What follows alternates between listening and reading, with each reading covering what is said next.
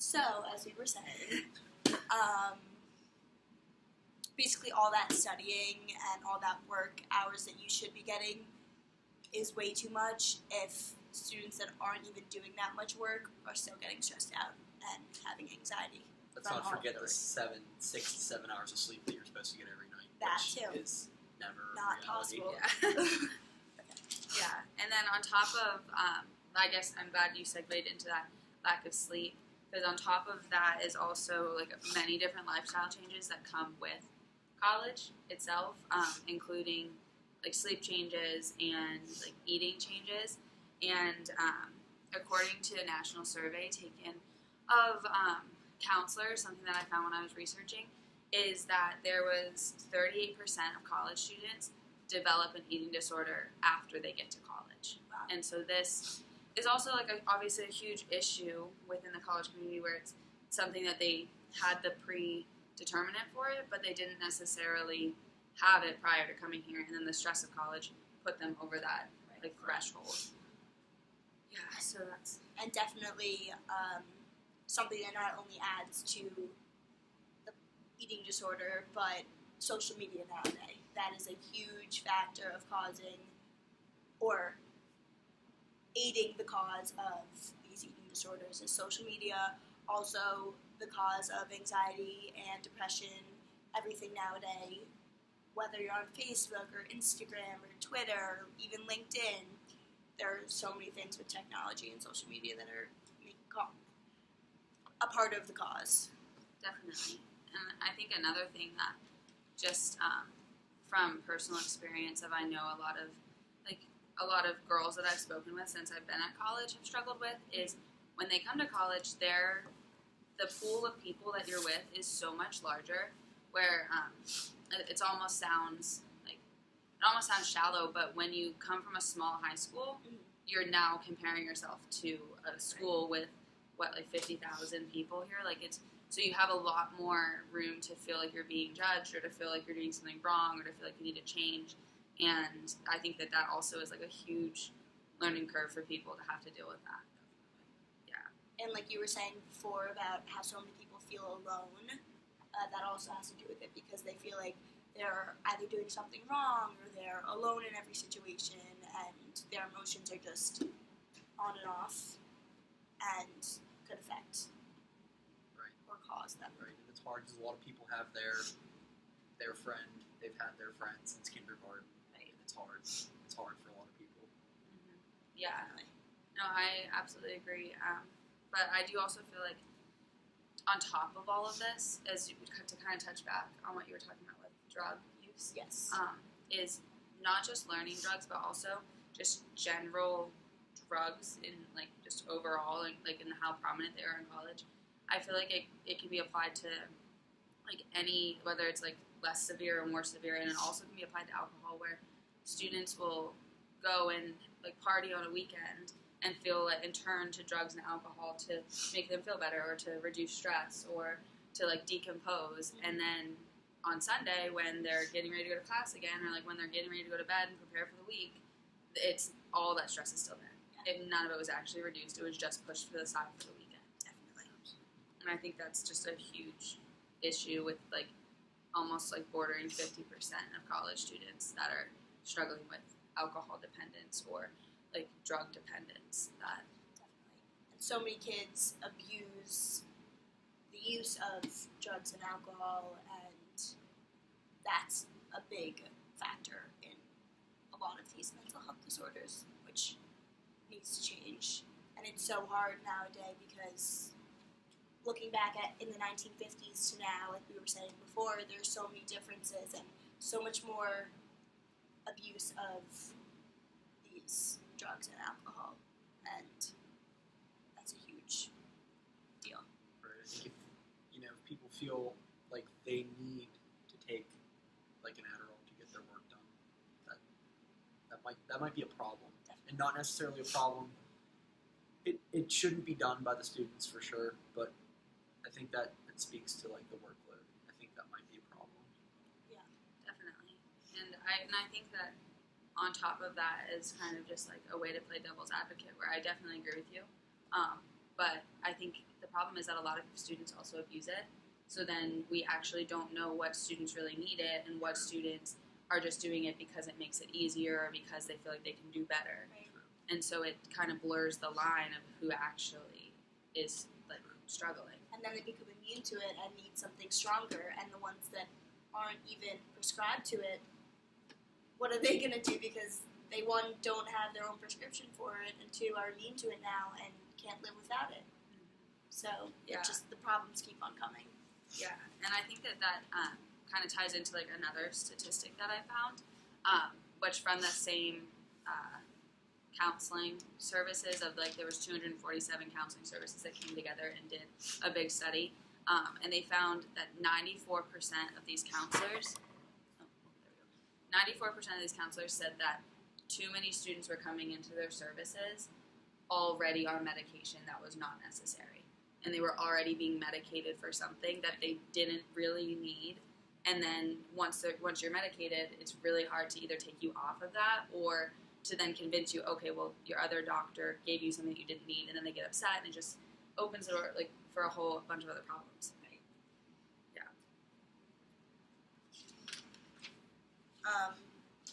I also found when I was doing research on the Center for Online Education states, they gave a lot of ways for how to reduce stress, anxiety, depression, and how to calm yourself down on your own. And they said things like physical activity, sleep, which is a huge necessity for college students. If you have your weekend and you have your time to sleep, you get back in that cycle of having your week again and you lose your sleep again. And it's a reoccurring cycle that us college students need to get a hold of because sleep is so important. I need sleep, and I'm sure you guys do too, and I don't always get the sleep that I need, and that does sometimes cause stress for me. Also diet changes, which is also very hard because there's so much fast food options here, and if people are on budgets and stuff, that's what, like, we have Chick-fil-A in the hub, and that's not necessarily the greatest thing when you're dealing with stress and anxiety. You should probably keep a healthy diet.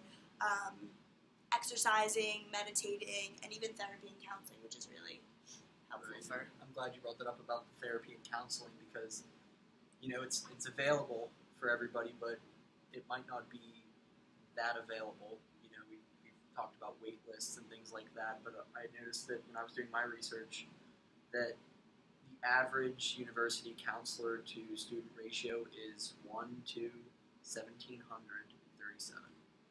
So just think about how long it would take for you, even if you wanted like a weekly appointment or something like that, it might not even be able to become a reality because there's just not enough resources for it. Yeah. And I think there's,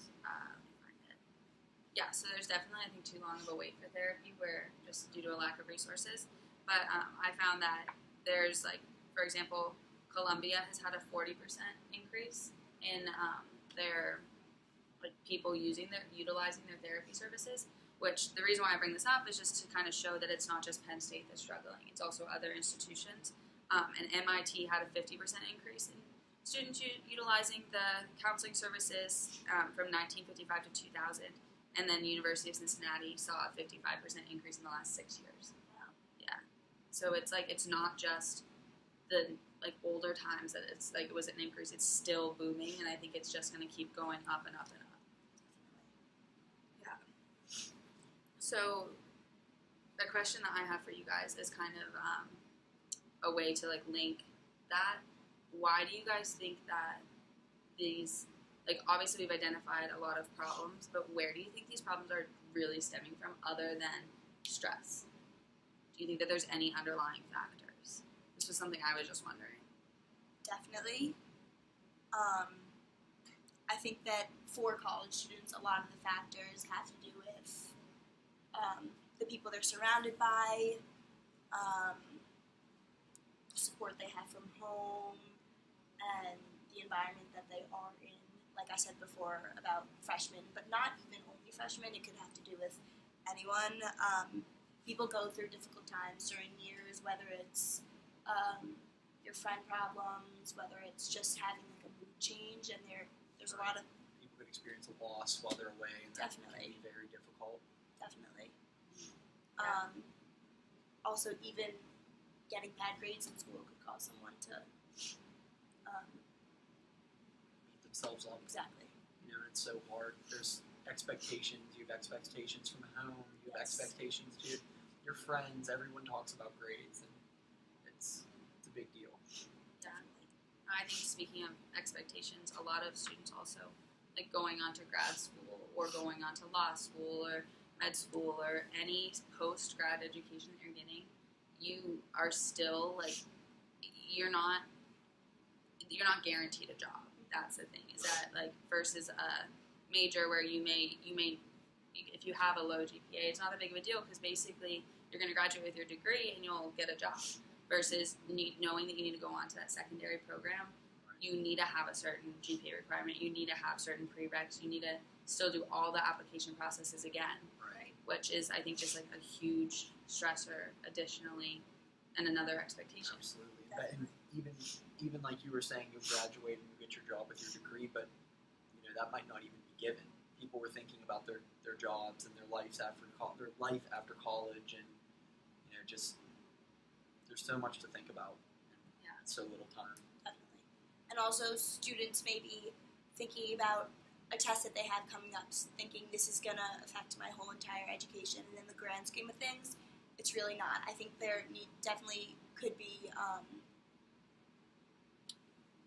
more but more awareness on students not needing to only focus on one specific thing and thinking it's the end of the world if it doesn't go the way they expected, because that's life, and you need to realize that everyone goes through things, and everyone gets a bad grade, everyone gets a good grade, everyone has a loss of a family member, and everyone just has to know that they're not alone. Back to the being alone thing, you know, someone could have a bad day where you trip up the stairs, and then everything after that, because you tripped up the stairs, keeps on. I know I've had that days where I spilled a cup of coffee on myself, and I'm like, everything today is just not Your day going is for ruined me. when Exactly. your coffee is spilled at your 8 a.m. class. Exactly. Right? Everything else is just not Yep. going the way, and some people may take that harder than others, and people just need to know that everyone has those days. Yeah. Literally, we're talking about it now. So. Yeah. Well, it's kind of crazy. That reminded me of something that one of my professors said, where like we've been so I've been here. This is my like 6th or 5th semester, and so I've had just like obviously like a bunch of professors, and only one time has any like, and especially being in the health field, we study stress and like how it affects the body a lot. Only one time has any professor actually said like, don't like obviously your grades are important, but don't let that put you like so over the edge. Like there are people here to help you. There are people here. There are resources. Yeah. Only like, and you'd think that with how prevalent it is, the like people who we're working with closely every day would try to emphasize that more. Yeah. Or that's like another thing that they could start doing that could mitigate some of this part of this problem. Definitely. Yeah. So, and I think another big issue as to why we've seen these numbers rise so much is due to the fact that longer ago, like so in 1950, which I know has been like a number that's been thrown around a lot, or in like 1995 or the 1990s, there's more medications, more advanced medications now that are able to allow people who would not be able to come to college without them come to college. So if you have someone who had severe depression and now they're able to come to college because they have this medication, they're still classified as someone who has severe depression. So therefore the numbers go up even though they're still functioning and being more involved than they would have been 50 years ago or like even 20 years ago. Right? Definitely. Yeah. Definitely.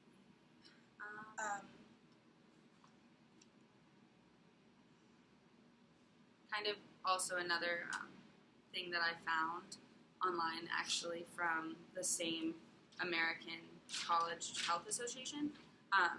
They've said that there was an estimated 4.29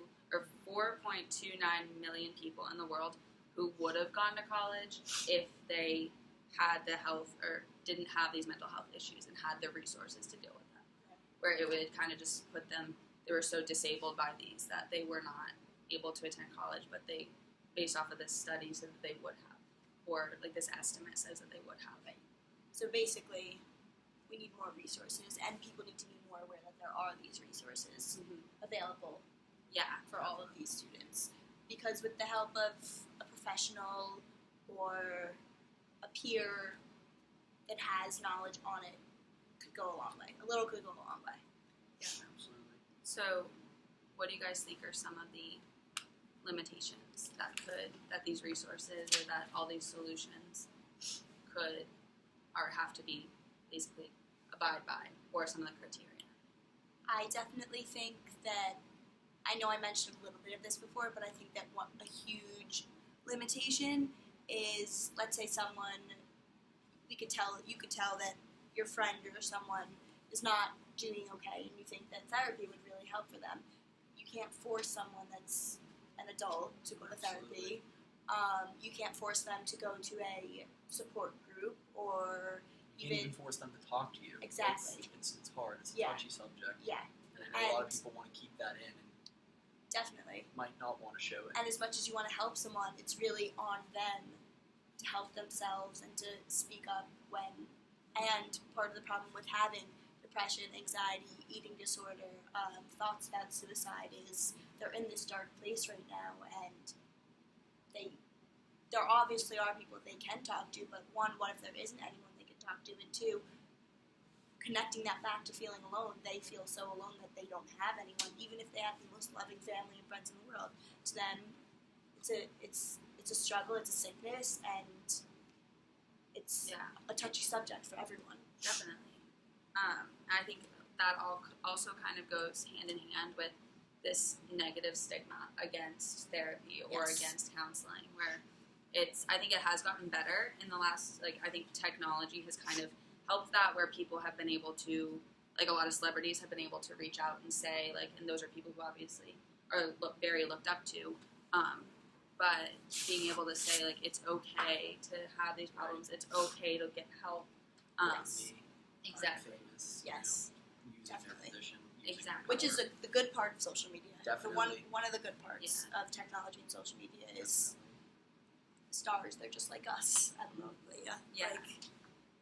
No, definitely. And even if people, another limitation is because, and this isn't a limitation in the grand scheme of things, but therapy is confidential, speaking to someone is confidential. People need to realize that if you want help, and if they feel like, oh, it's not normal that I'm going to therapy or something like that, the amount of people that go to therapy, even if they've gone once, or even if they've gone 50 times, there are so many people that are in therapy that are talking to people, and it's really important for people to realize that there are probably more people that have been than haven't. Not actually, but just there's so many people that there could be. Yeah. No, I totally agree. And I think a lot of that too has to tie into not really knowing, if you come to college and you don't have anything, or you had a predisposition for something, but it was just sparked, not really knowing what it is or the severity of it. Because if you, let's say, I guess an example would be an eating disorder. If you came to college and developed an eating disorder, if you've never had one of those before, have never been around it, you don't know what the symptoms are, you don't know. And when it's on yourself, you're less likely to look into it because it's scary, or you're less likely to give yourself a self-diagnosis, for lack of a better term. And I think that that's a huge limitation too, is that a lot of people don't know how serious all this stuff is. Sure. And they don't know the symptoms to begin with. Right. So, Not even necessarily eating disorder, but I don't know what you guys were like at home, but we ate dinner, we ate lunch, we ate breakfast. right. Yeah. That isn't a reality in college anymore. Nobody wants to cook dinner at 10 p.m. at night after their lab, or wants to make breakfast before their 8 a.m. and Eating cup of noodles at 10 a.m. in the morning. Yeah. Exactly. It's a struggle. Definitely. And then I think this is kind of one of the more obvious limitations is funds. Just a lack of resources and a lack of funds that not only provided by the university, but also I think just the towns in general. For example, here, I know there's a few places down here, but they, even then, I feel it's a wait to get into it, or because if it's a weight on campus, it's most likely a weight down there, or it's expensive and not everyone can afford it, Yeah. or like the school can't afford it. It's just a big, like, never-ending spiral of just a lack of resources and funds. Yeah. So, what do you guys think are a few of the best solutions for? What do you think our options are for what solutions we think are the best for this kind of mental health disorder? Well, I know I mentioned it before, the UCLA screening, but that was also optional.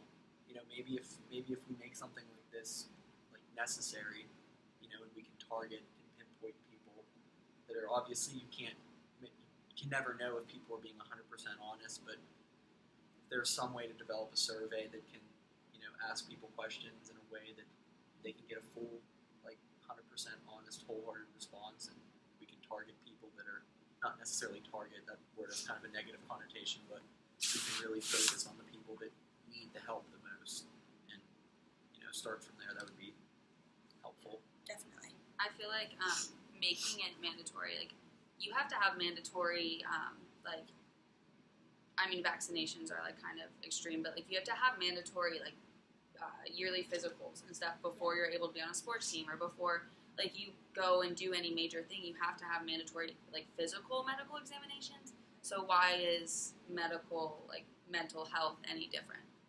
Where, like, That's a really good point. yeah, so it's like, even if they're not going to be completely honest, it still gives people who wouldn't have voluntarily done it the option to. Right. And that all adds data, it adds data. Like, the more data, the better for anything. It can't hurt, you know, for future. And it's like, just because we get physicals and we actually see the physical, like a doctor actually sees everything on you for a physical, it's because a lot of people you don't see a mental disorder. You don't see you don't see a mental disorder, and people aren't aware of, like we were saying, the symptoms. So making people more aware, and even I remember when we came to Penn State, we had to take a like alcohol test. Maybe making something like having everyone take their own stress and anxiety tests, maybe once a year or once a semester, just like you said, to give data and give resources to the Right. UHS CAPS. It can be feedback too, and that could also, you know, help with the waits and wait times and periods that people can't see therapists, and the people that need, like, the urgent, like, attention and help can get it. Definitely. They can need it. And also, when I was doing research, I came across an article written by a lady named Bridget Craig, and she actually suffers from anxiety and mood disorder, and she had a bunch of great options, and I just want to share them with you guys. I really like the idea of a safe space lounge, just making every student aware that there is a safe place and there's a welcoming environment everywhere, because people might think there are mean people all in the world. They may not feel welcomed in every spot they go to. Just making everyone aware that there is a safe lounge, many spots on campus. Another thing was a peer-led support groups. You know, people may feel intimidated by an older person working with them, maybe in a one-on-one therapy session. So having things like peer group discussions led by people that are your own age, that are studying mental health disorders, with other people that think they may have mental health disorders, I think that could really help, because working with someone that's 20 years older than you could intimidate them. Also, another thing, after hours texting supports, making students aware that there's always someone to text, there's always a hotline to text. I like that idea. Yeah. And it's not even like these are crazy ideas that we're thinking of. It's that people don't know that that's out there for them. Yeah. Also, the last one she wrote actually was making students aware of all the services. So that's a really key part of it. Yeah. You know, I also looked up some statistics from different universities, but something that crossed my mind that was, you know, something I thought of on my own. We submit our homework on Canvas. We have the lecture slides on Canvas. We have the textbook.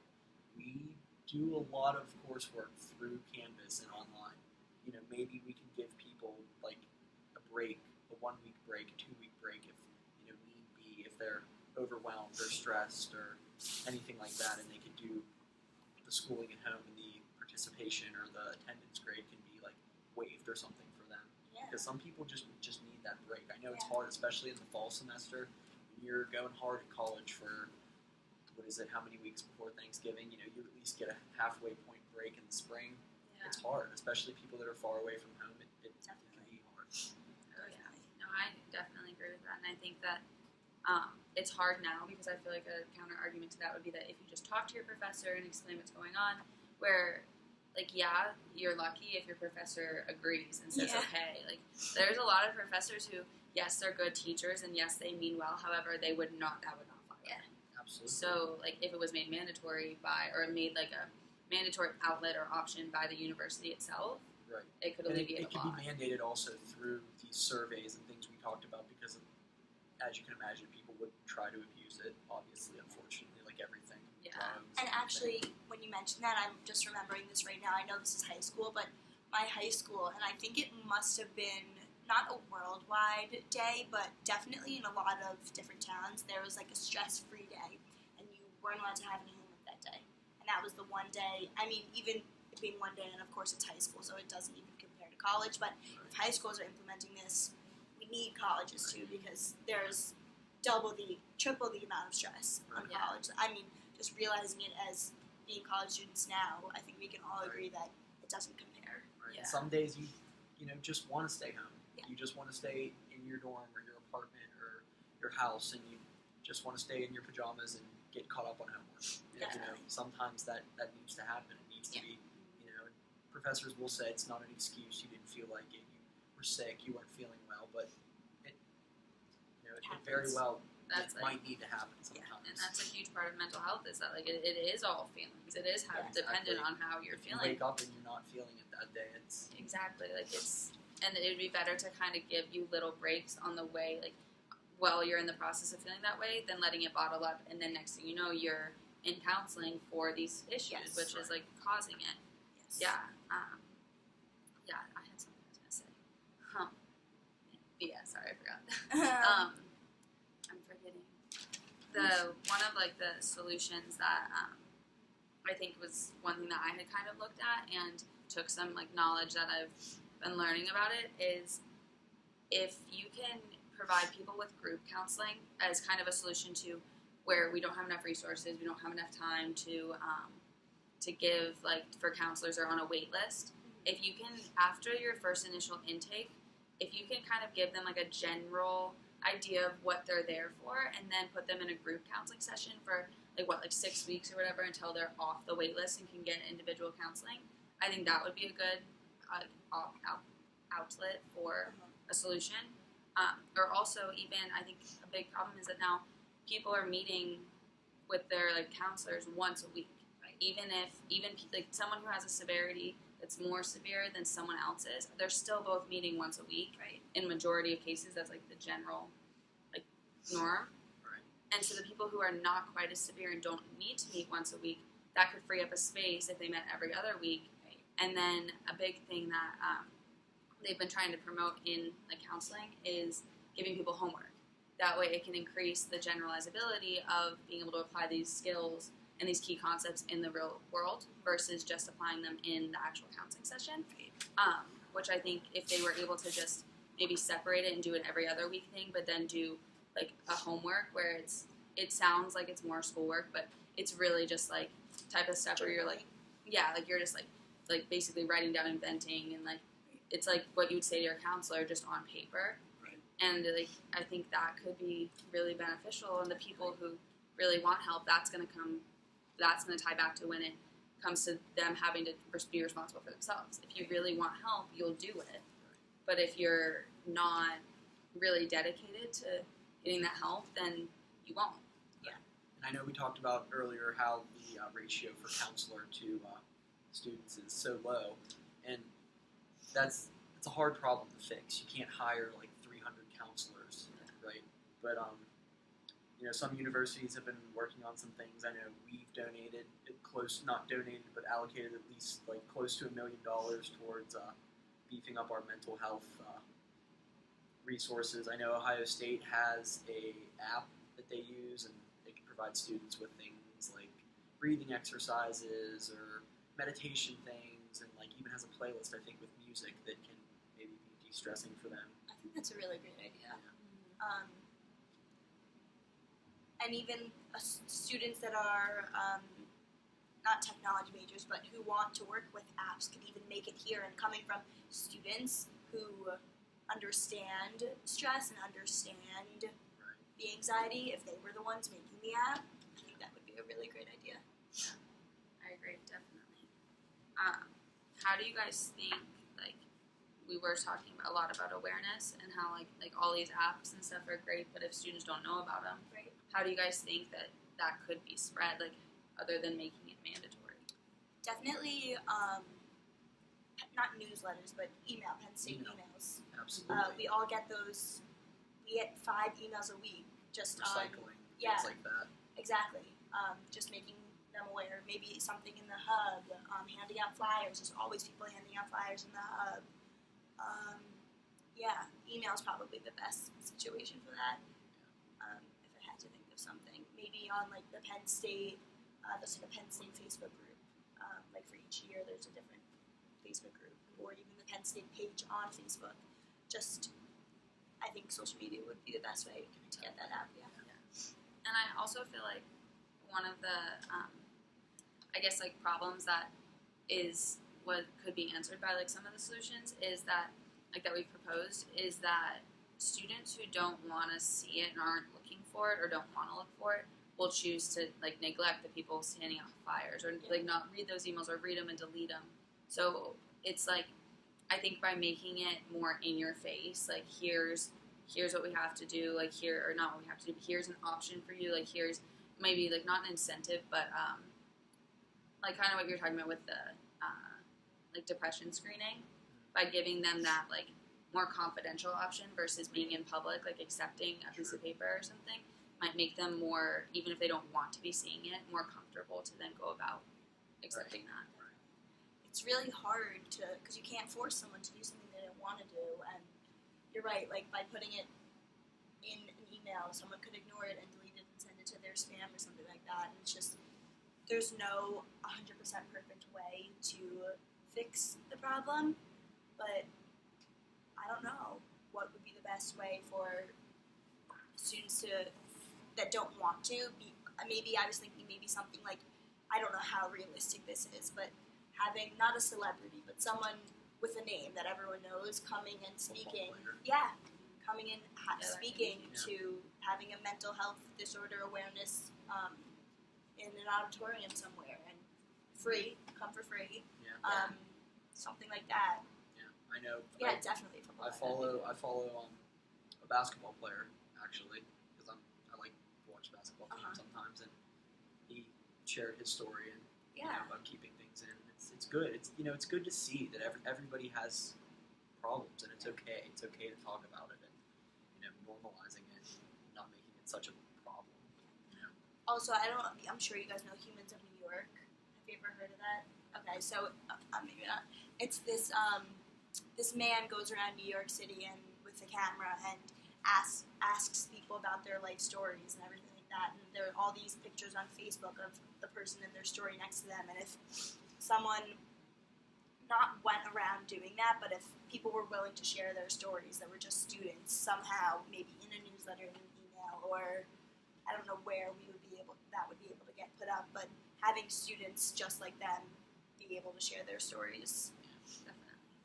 I think another thing, kind of, as you guys brought up, like the auditorium or having a football player speak, I think that could also be a good thing that, like, to kind of get people to do it could be, like, maybe, like, 2 or 3 points extra credit in a class to attend this, like, speech.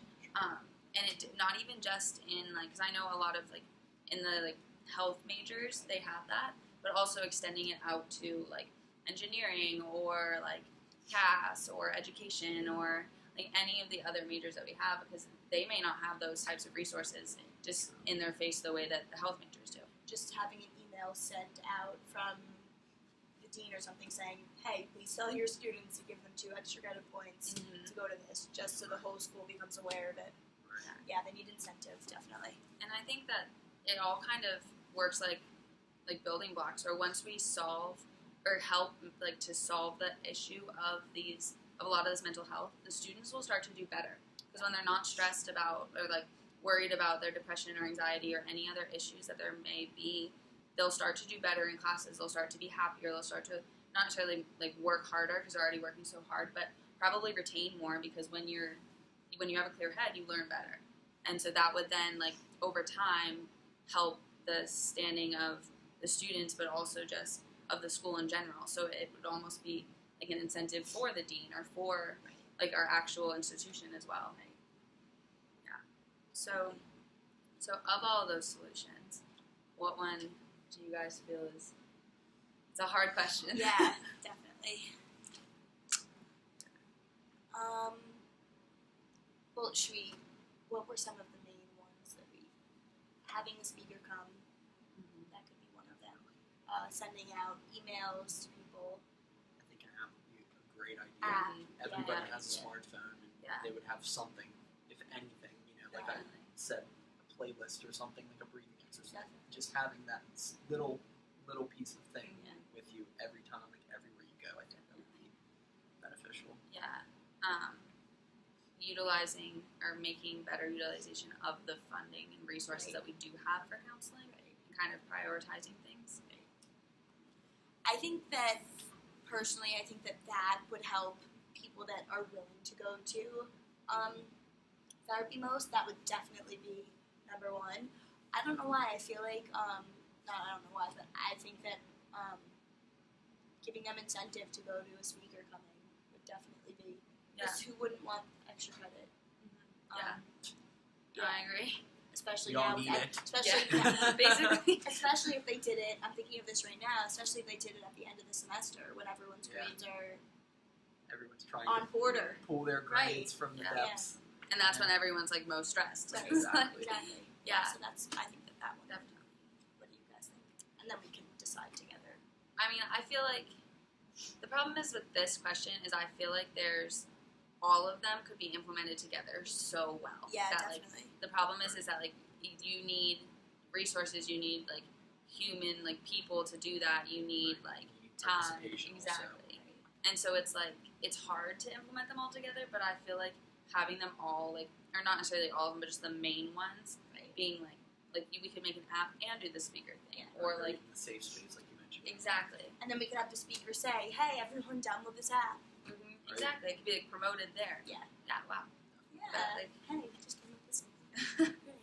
I feel like it can all be like put together like a puzzle. The problem is that we just have to find. I think the bigger issue is we just have to find the resources to do Yes. it, which is not going to be a question that will be answered overnight. Yes. Unfortunately. Yes.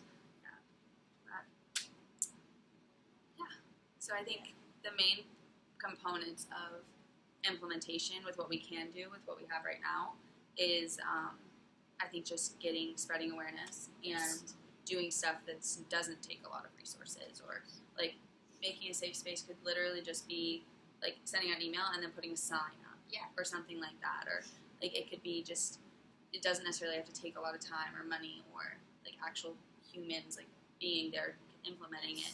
It can just be done very easily.